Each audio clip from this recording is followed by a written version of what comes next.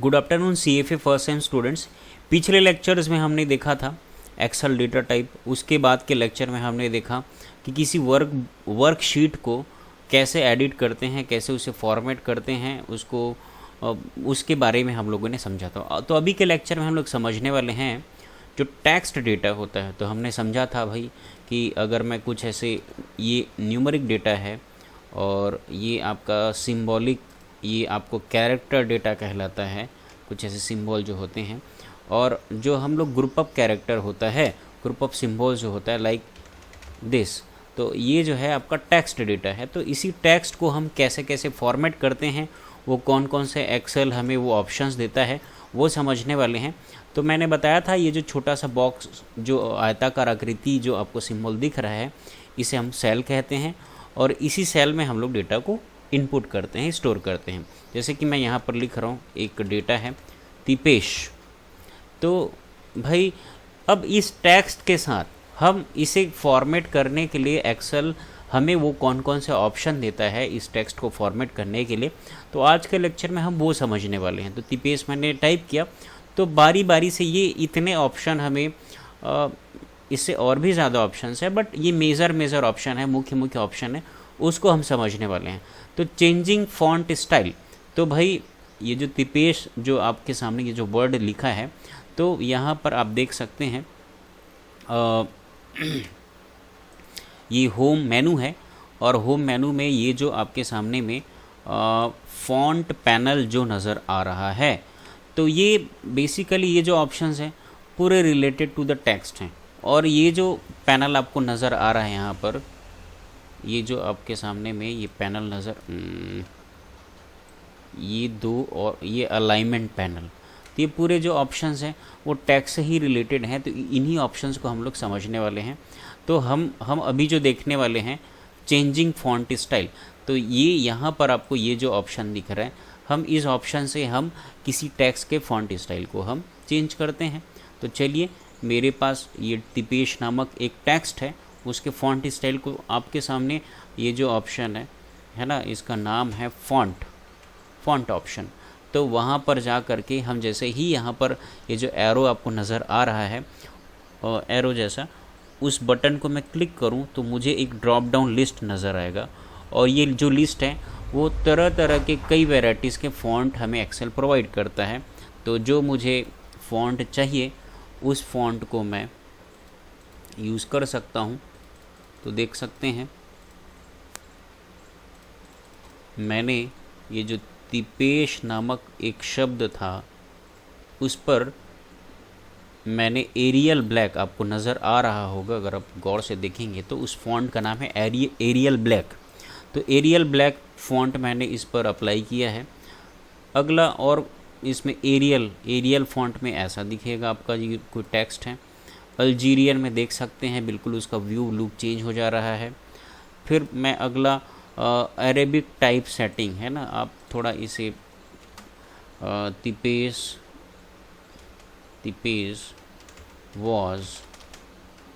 was a student of DCA, ऐसा कुछ मुझे नज़र आ रहा है। यहाँ पर मैंने कुछ टाइप किया है। इसका फ़ॉन्ट साइज़ मैं यहाँ से बढ़ा लेता हूँ थोड़ा। तो देख सकते हैं मैंने इस सेल को सेलेक्ट किया और यहाँ से आप जो फ़ॉन्ट चाहिए आप वो अप्लाई कर सकते हैं। तो आपको नज़र आ रहा होगा बिल्कुल जो फ़ॉन्ट है उसका व्यू बिल्कुल चेंज आपको नज़र आता हुआ आपको दिख रहा होगा।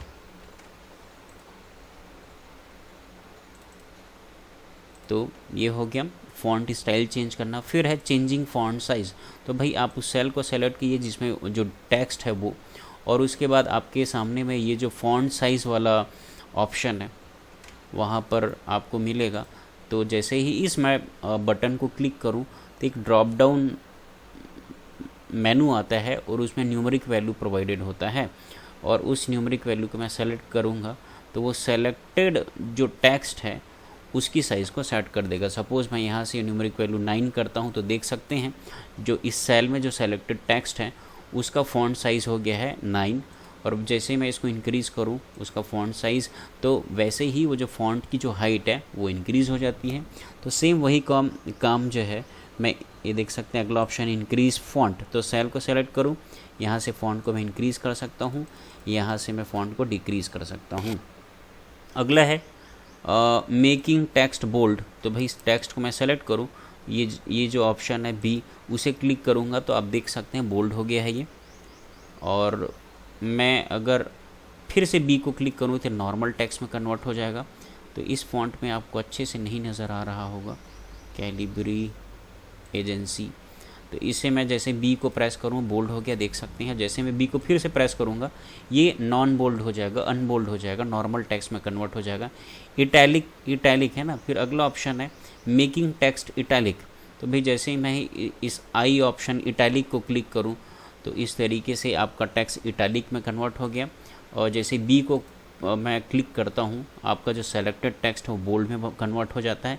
फिर से बी को मैं क्लिक करूँगा तो आपका जो टेक्स्ट है वो नॉर्मल टेक्स्ट में कन्वर्ट हो जाता है। तो भाई इस टेक्स्ट को आपको बोल्ड बनाना है तो शॉर्टकट है कंट्रोल के साथ बी, ओके। और उसी तरीके से इटैलिक बनाना है तो शॉर्टकट है कंट्रोल के साथ में आई। उसी तरीके से इसको अंडरलाइन बनाना है कंट्रोल के साथ में है यू। तो इस तरीके से ये शॉर्टकट आपको याद रखना है। कौन कौन से हैं वो शॉर्टकट,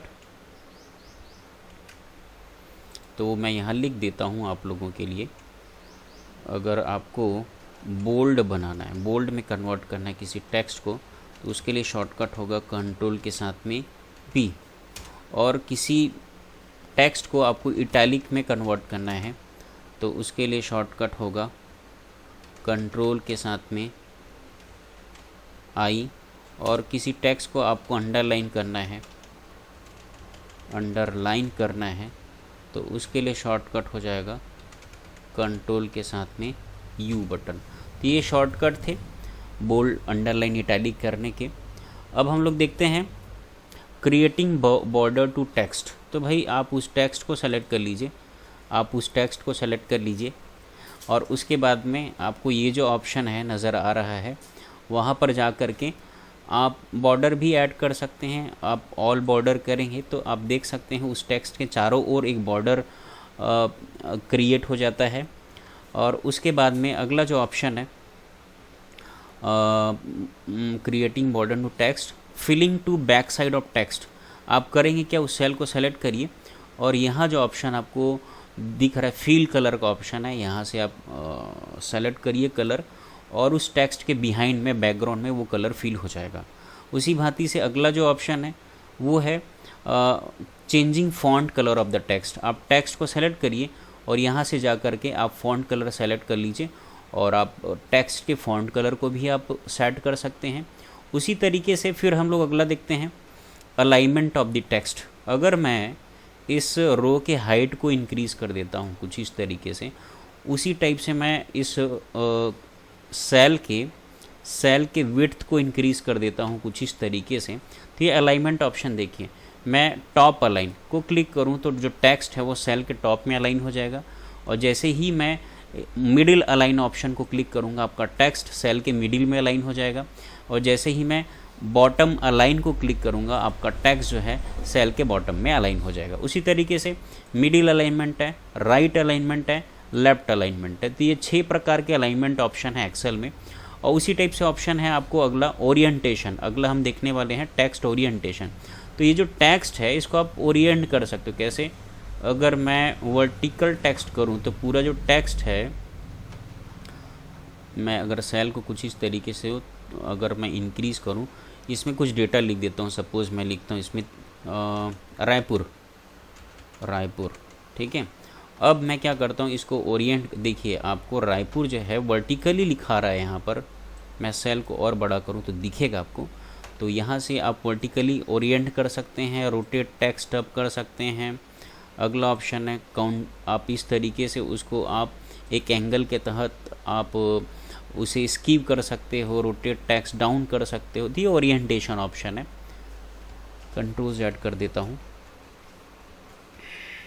फिर अगला जो चीज़ है इंक्रीज़ इंडेंट। तो ये टेक्स्ट सेल सेलेक्टेड है, इस ऑप्शन को आप जैसे ही इस तरीके से आप क्या कर सकते हैं, यहाँ से इसके इंडेंट को आप इंक्रीज़ कर सकते हैं, मतलब ये वाले गैप को, यहाँ से ये जो गैप है इंडेंट कहलाता है, तो ये इंडेंट आपका इंक्रीज़ करने के लिए, और ये जो ऑप्शन है इस गैप को इंडेंट को कम करने के लिए इस ऑप्शन का यूज़ हम करेंगे।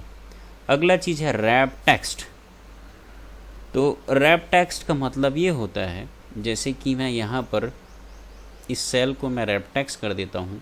अभी देखिए नॉर्मल सेल है, इसमें टाइप करूँगा कुछ इस तरीके से, तो देखिए कि मैं टाइप कर रहा हूँ, वो सेल के बाहर चला गया डेटा, ठीक है, सेल के बाहर चला गया। और जैसे ही इस सेल को मैं सेलेक्ट करूँ और रैप टेक्स्ट को मैं जैसे क्लिक करूँगा तो वो टेक्स्ट के बाहर जाने वाले जो डेटा हैं उस सेल के अंदर में ही आके समा जाएंगे, फिट हो जाएंगे। ओके, तो this is your wrap text. और अगला चीज़ है, अगला मर्ज एंड सेंटर। तो सपोज़ मैं क्या चाह रहा हूँ, एक नया शीट ले लेता हूँ, उसमें समझाता हूँ। एक सेल है, यहाँ पर मैं लिखता हूँ, तो देखिए मुझे क्या करना है, मान लो इतने सेल को, है ना, इतने सेल को, मतलब यहाँ एक सेल है, ये 2 सेल 3 सेल 4 सेल, और नीचे के उतने 4 को मुझे एक बनाना है। तो मर्ज एंड सेंटर करूँ तो देख सकते हैं ये सेल, इतने जो सेल हैं, 4 पहले रो के और 4 नीचे वाले रो के, वो सब एक सेल में कन्वर्ट हो गया है। और इसमें मैं कुछ लिखूँगा, वो क्या है, उस सेल के सेंटर में मर्ज हो जाएगा। तो इतने जो ऑप्शंस थे आपको एक्सेल के, वो हमने देखा, और ये सारे ऑप्शन हैं। तो ये सारे ऑप्शन हैं टैक्स के फॉर्मेटिंग से रिलेटेड। तो मैं आप लोगों को सिलेबस के अकॉर्डिंग ही सारी चीज़ें मैं आप लोगों को समझा रहा हूँ। पिछले लेक्चर में आप लोगों को मैंने समझाया था वर्कशीट का फॉर्मेटिंग, और मैंने अभी समझाया है आप लोगों को इसी में एक ऑप्शन है टैक्स का फॉर्मेटिंग, तो ये मैंने कंप्लीट किया है। फिर मैं आप लोगों को नंबर का फॉर्मेटिंग समझाऊंगा, उसके बाद फिर डेट और टाइम का फॉर्मेटिंग समझाने वाला हूँ। आप वीडियो को देखिए, प्रैक्टिकल करिए और नोट्स बनाइए। Thank you very much.